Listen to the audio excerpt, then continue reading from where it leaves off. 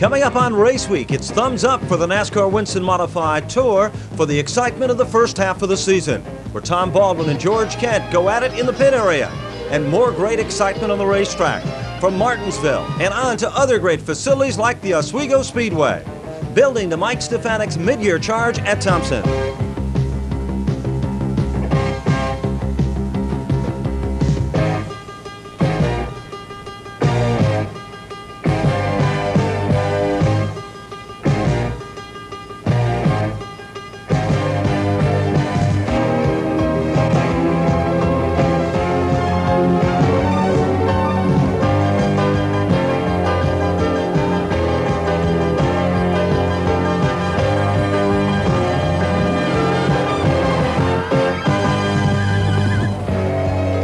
Time is starting to run out in New England motorsports for 1988. And 1989, well, it's just around the corner. And no one knows exactly what's in store for New England motorsports.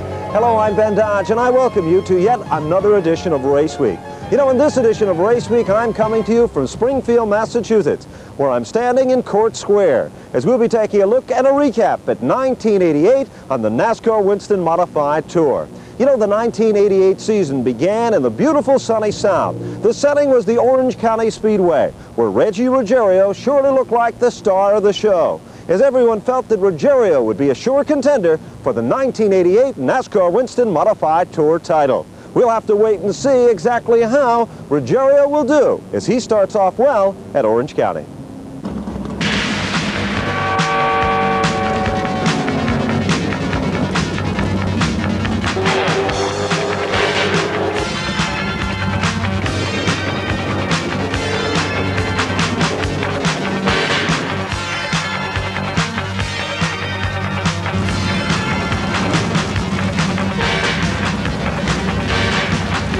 The 1988 season began at the Orange County Speedway. It was early March, and the drivers were ready with determination for the first event of the season.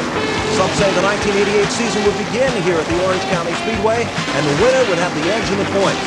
Defending champion of the Modified Tour, Jim Spencer, would wreck his car in time trials and come back driving car number 31. Tom Baldwin would have a problem and bring out one of the cautions early in the event, as Mike McLaughlin, the independent runner, would pull to the front of the field. Suddenly, car number 3 would go around for Kerry Malone, his first time out on the tour. Reggie Ruggiero was back in the pit area, and so was Mike McLaughlin and George Kent. But McLaughlin would return and try to run from the back of the pack. It was then Tommy Bowles who drove to the front of the field to set the pace, when suddenly a spin. Frank Fleming would go around, but Ruggiero and McLaughlin would have their share of problems, and Brian Ross had made contact. Tom Bowles was still setting the pace out front, when a tire problem would give Ruggiero position number 1. Dave Rosendis was moving in and get crossed up, but Ruggiero would lead McLaughlin to the line, securing the first win of the season.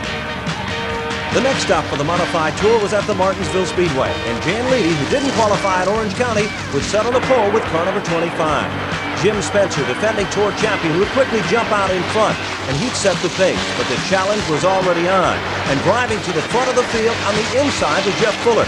Spencer would try to run well on the outside as Jan Leedy was still in the hunt. Ed Funky Jr. would come out of the pit area directly in front of Phil Smith and Carl Pastriak. Brian Ross had his share of problems, and leader Jeff Fuller would suddenly head to the pits. Jim Spencer was coming up on lap traffic Frank Fleming, trying to maintain position number 1. Mike McLaughlin was also in the hunt when suddenly Jeff Fuller would tangle with Jamie Tomato with car number 99. Mike Stefanik would head back to the pit area as Mikey Winitsko would have a problem with a flat right front tire on car number 36. But the battle was still on. Right at the front of the field, Ronnie Shepard would tangle with Wayne Edwards with car number 48. But Jim Spencer would hold on to secure the victory at the Martinsville Speedway. A post-race inspection disqualifying Spencer for an illegal fuel cell would give the victory to Mike McLaughlin. The third race of the season was the first event in the Northeast. It was at the Thompson Speedway in Thompson, Connecticut, for the running of the Icebreaker event. Jamie Tomato would set up front, Brian Ross to the outside of the front row. Mike Stefanik would have a problem with a Nerf bar rubbing on the tire with car number 15, and Carl Pastriak would drop off the pace as Tom Jensen would get crossed up and go for a wild ride down through the infield. It was Tomato in the pits making Jensen aware of the fact, and Brian Ross was also down pit road. A faulty start on the outside as Dave Rosendis had a mechanical problem would create a mix-up involving Reggie Ruggiero. as Ruggiero would be brought to the pits by the hook. George Kemp was also down on pit road with car number 26. And next, it was Rick Fuller and Tom Bowles to come together, with Fuller getting the worst of the wear. Brian Ross would still have problems with car number 69, and Mike Stefanik would spin down low but still come on strong late in the event. It was Mikey Winitsko to work his way through traffic and thread his way to the front of the field. Tom Baldwin, early leader of the event, now found car number 36 running to the inside as the two Long Island competitors would battle at the front of the field.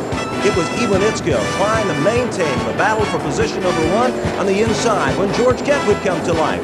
Kent would make contact with Baldwin, but they would be okay. But the next time Baldwin and Kent came together, there'd be more problems, both on the racetrack and on pit road, as Baldwin would head back to the pit areas as the crews would feverishly get heated up for the competition and the excitement.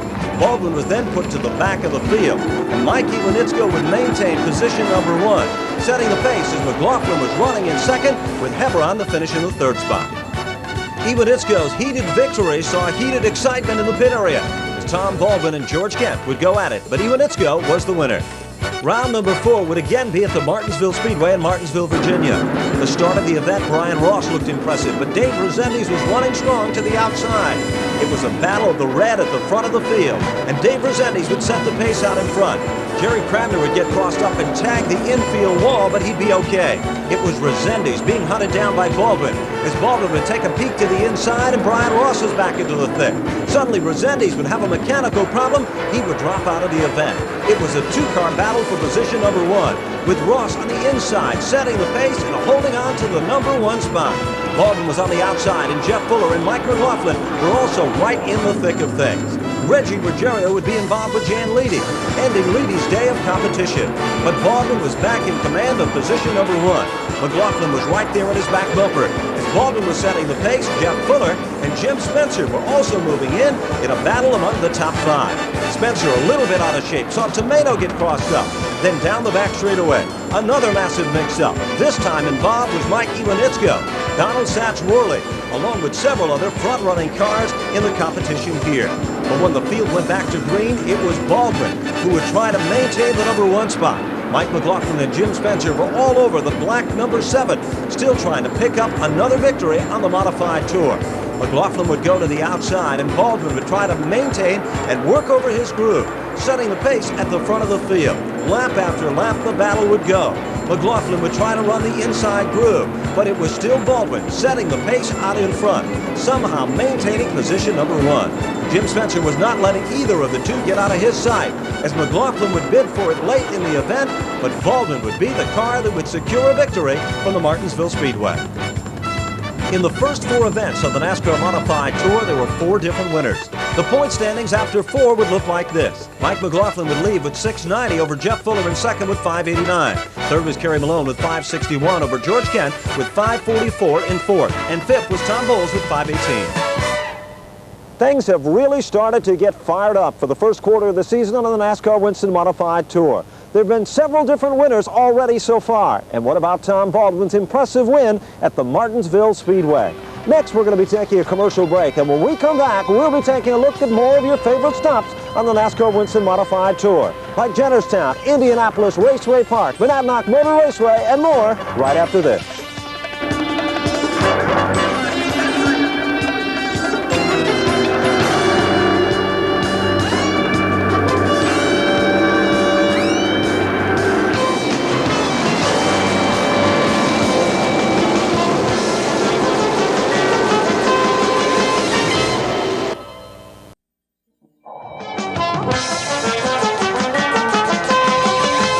Welcome back to Raceweek. Next, we're going to be taking a look at the second quarter of the season. We'll be venturing to facilities like Indianapolis Raceway Park, Monadnock Motor Raceway, and the Oswego Speedway in Oswego, New York.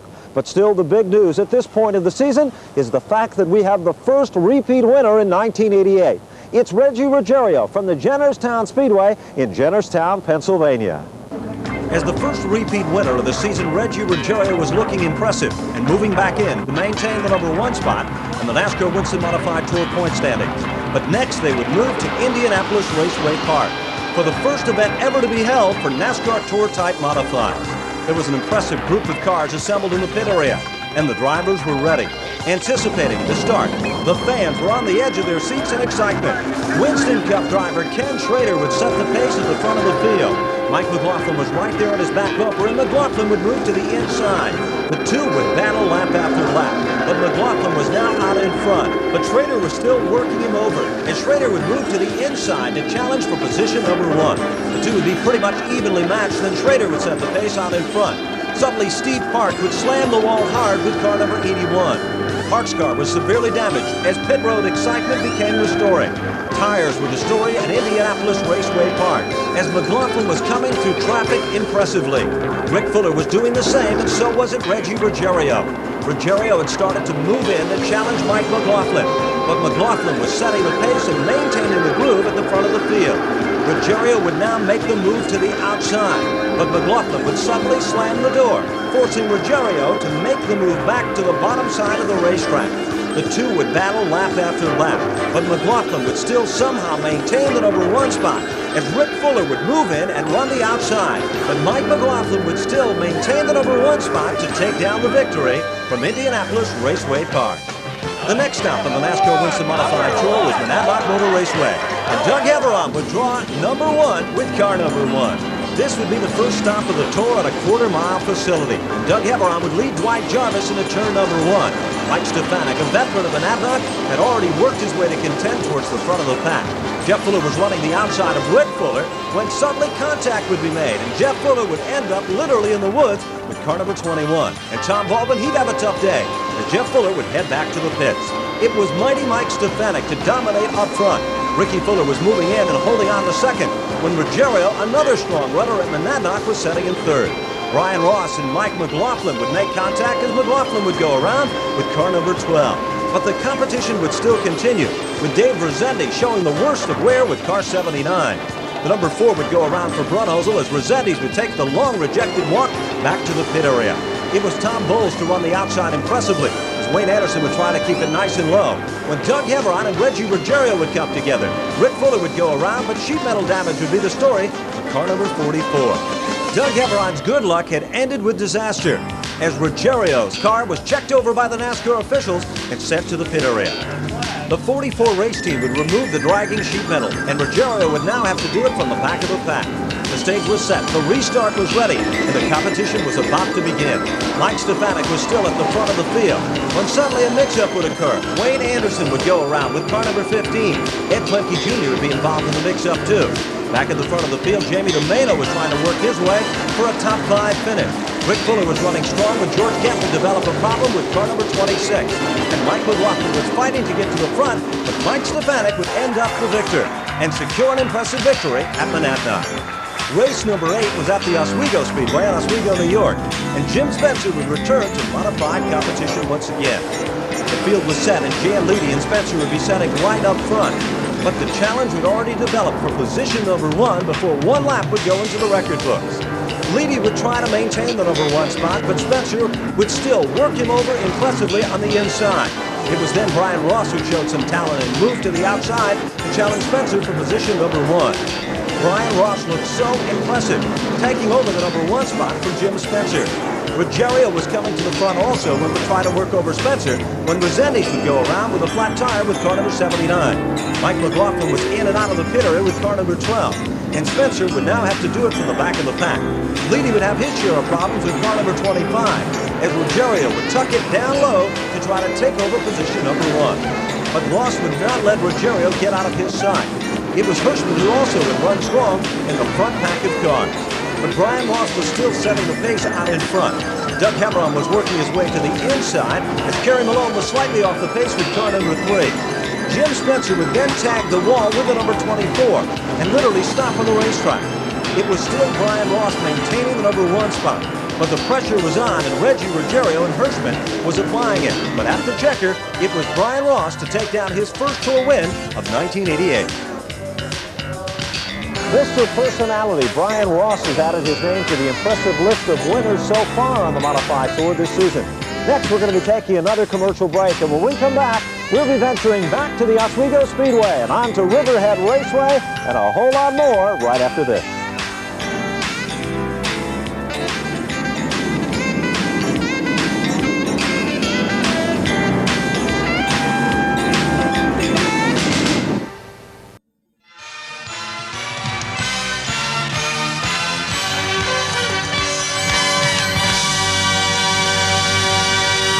This almost appears like a page out of a history book, and it's quite appropriate that it is, because next we're going to be recapping some more of the history of the NASCAR Winston Modified Tour.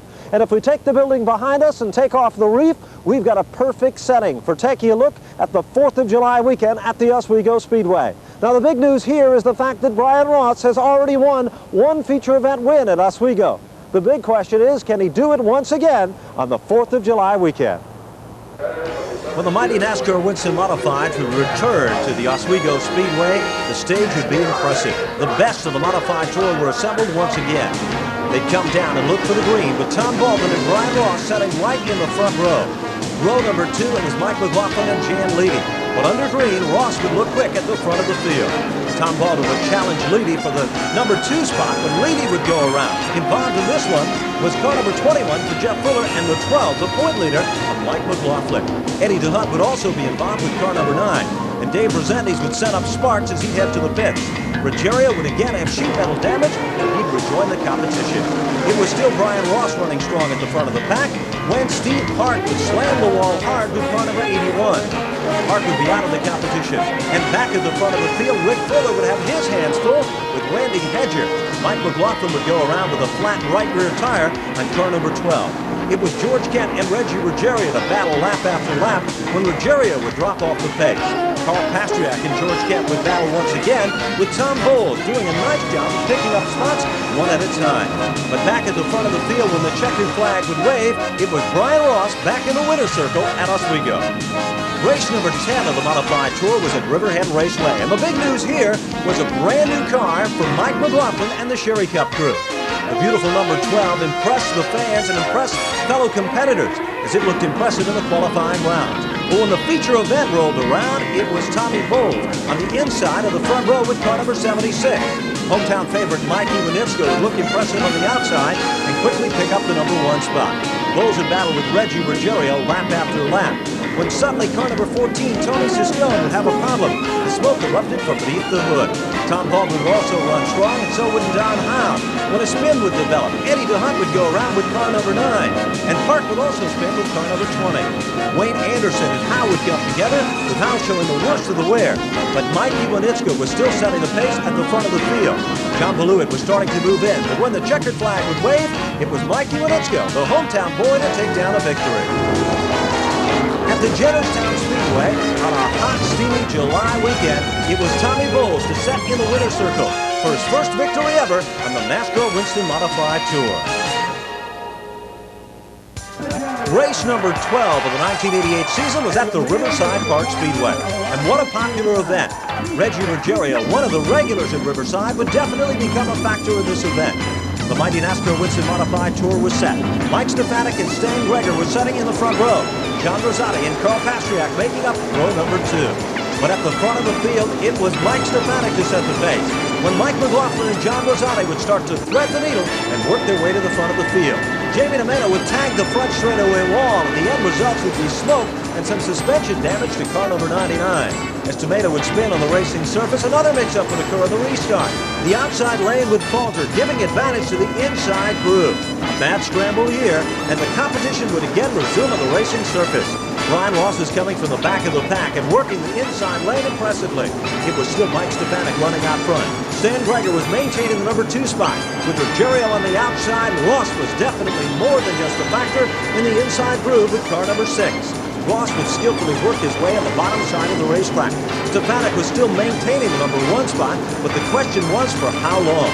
It was Stefanik and Brian Ross duking it out for position number 1.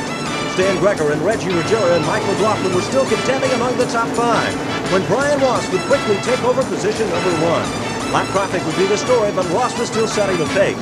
Further back in the pack, Jeff Fuller and Tom Baldwin were battling to get to the front of the field. And so wasn't Dave Resendes in hot pursuit of George Kent with car number 26.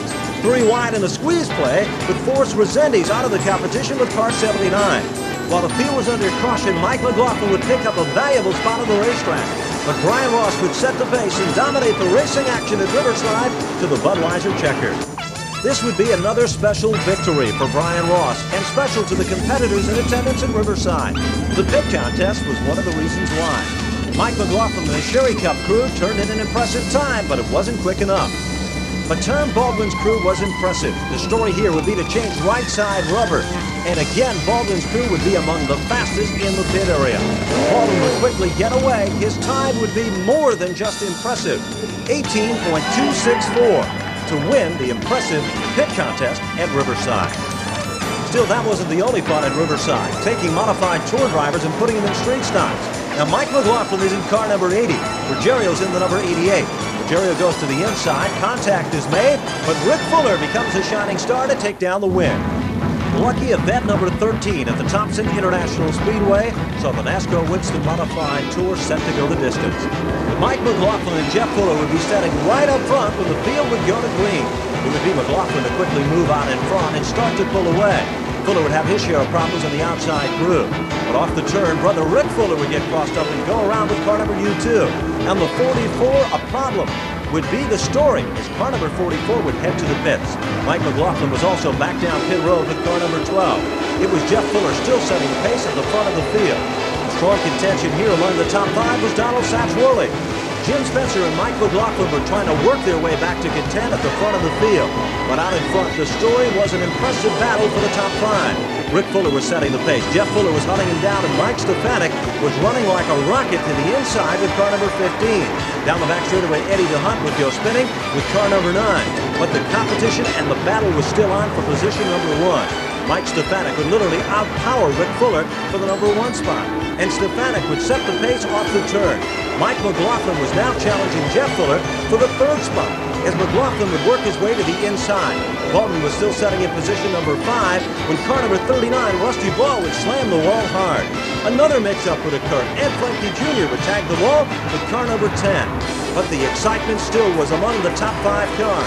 Mike McLaughlin was back running among the top 5, and so wasn't Tom Baldwin. But Mike Stefanik would be out in front to set the pace to secure the win. We had a new Hutter sitting on the floor, and we ran the old motor. We qualified really poor with it. We put the new motor in. I knew we were going to be really competitive, and that's kind of why we looked like a real dark horse, but actually we had a whole lot of horsepower. Horsepower was the story for Mike Stefanik, and that was the name of the game for Mike McLaughlin, too.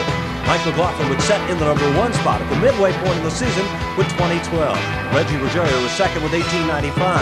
Third was Brian Roth with 1824, and fourth was Tommy Bowles with 1768. Rounding out the top 5 was Tom Baldwin with 1763. Running 6th through 10th in the Modified Tour, it was George Kent in 6th with 1760. 7th was Rick Fuller with 1756, and 8th was Jeff Fuller with 1696. 9th was Jimmy DeMano with 1678, and 10th was Carl Pastriak with 1604. At the midway point of the season, Mike McLaughlin was setting the pace at the front of the field, maintaining the number 1 spot. But Reggie Ruggiero was starting to move in and closing up that impressive gap. Consistency was a story for Brian Long. You know, that's going to kind of wrap things up for this edition of Race Week. To each and every one of you, we wish you a happy new year. And we hope that the new year will bring you even more of the excitement of motorsports today.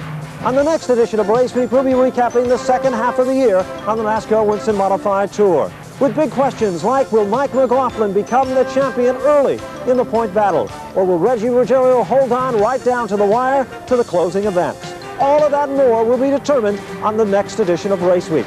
Until then, we say take care. We'll see you again next time for more of the best in New England motorsports coverage right here with us on Race Week. Take care. Bye-bye now.